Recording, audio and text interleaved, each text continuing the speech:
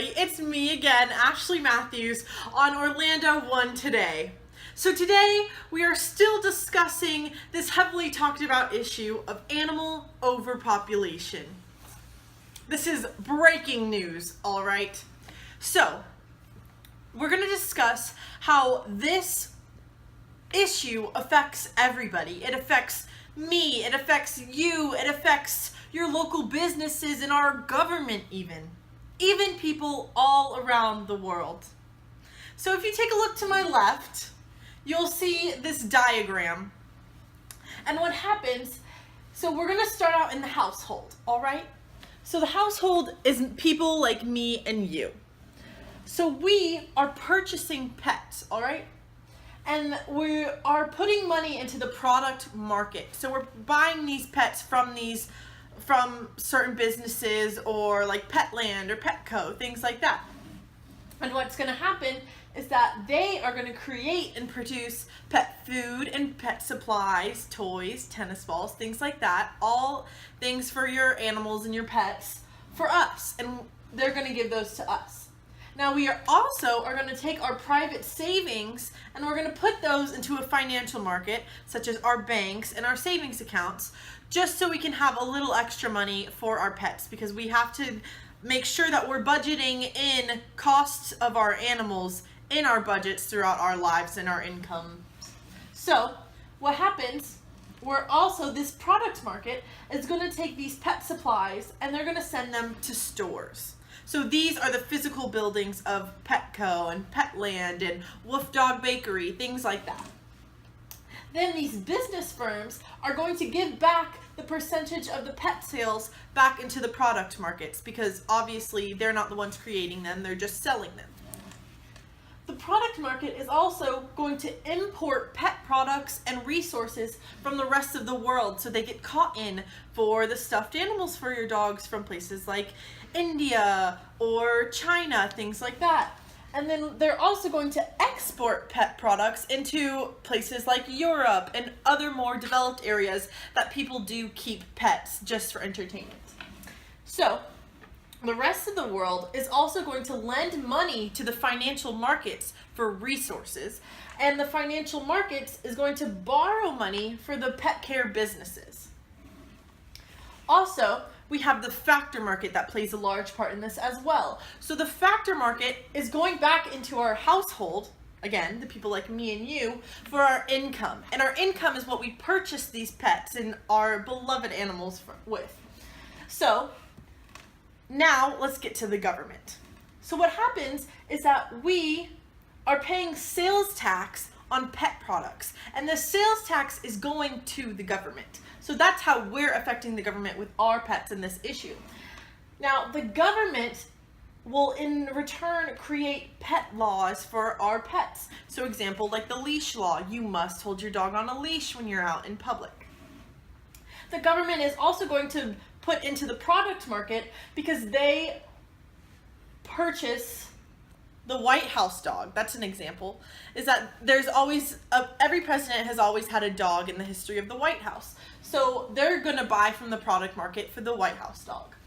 They also will take out savings for high quality pets, because as we know, the presidents like to have very nice dogs. So they're going to take out their savings and purchase a very high quality animal such as the dog.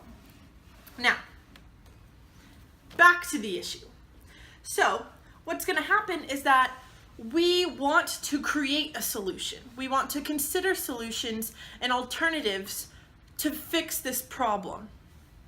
So we have to set a certain criteria. This criteria will include things like low cost and making sure everything that we're doing is very efficient and it's not just taking up our time.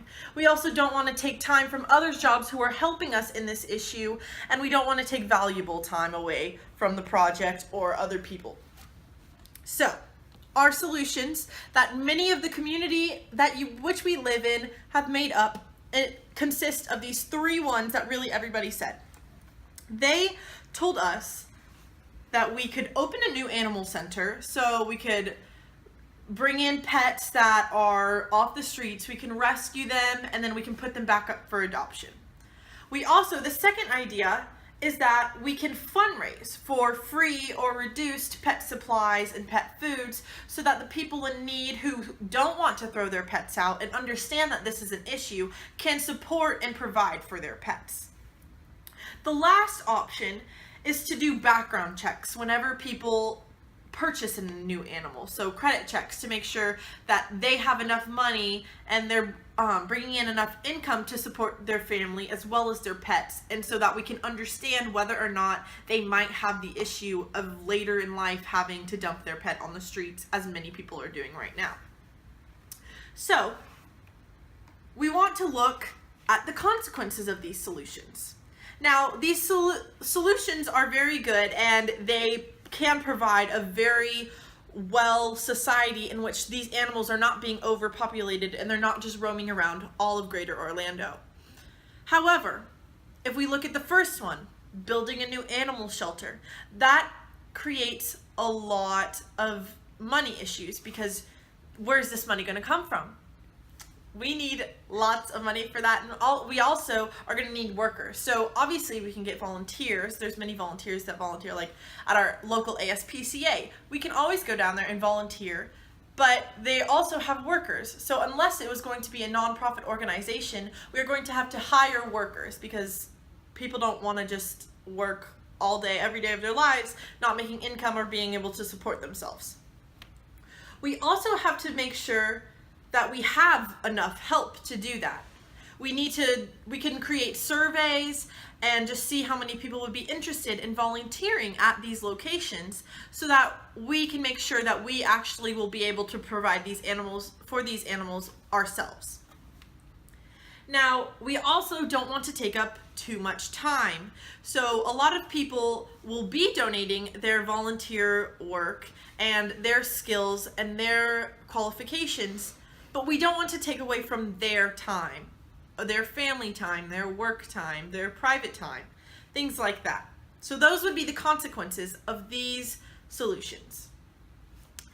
However, we as a community have taken a poll, and we have decided that we are going to kind of combine these solutions together, and we are going to go to our local ASPCA and we're going to fundraise and expand their business. We're going to expand the building so that they will be able to take in more animals, but we're not creating an entirely new organization. We also will be fundraising for food so that when people buy their pets, they can do the background checks. We're going to do those. That's also the solution. So we're really combining all three of these aspects, and we're going to see if they do make enough money, they're fine. We don't have to do anything about that. But if they don't, we will be able to provide them with at least a year's supply of pet food or pet products. However, we just want to go back to the externalities that this issue causes so that we really can get everyone that cares about this problem and wants to help the community to see what's going on because of the animal population. So let's readdress those three externalities we talked about yesterday. 1, there's increasing animal attacks on random pedestrians.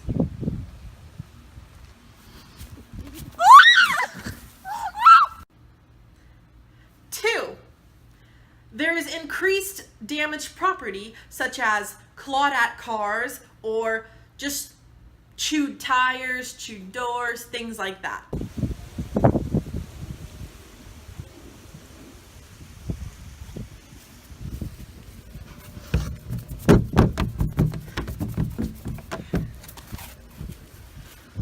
Oh my gosh, you stupid pig!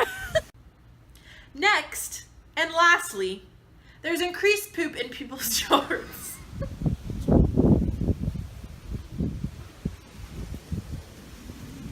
Are all of these animals pooping in my yard? We do not want that to happen. So, we want you to come to the local ASPCA. It is located downtown, and you can just give a little search on Google for that. Come down at 8 o'clock tomorrow, or really anytime in this further week, and just help us be a part of this great action that we are taking to help our community. Thanks so much. Have a great day.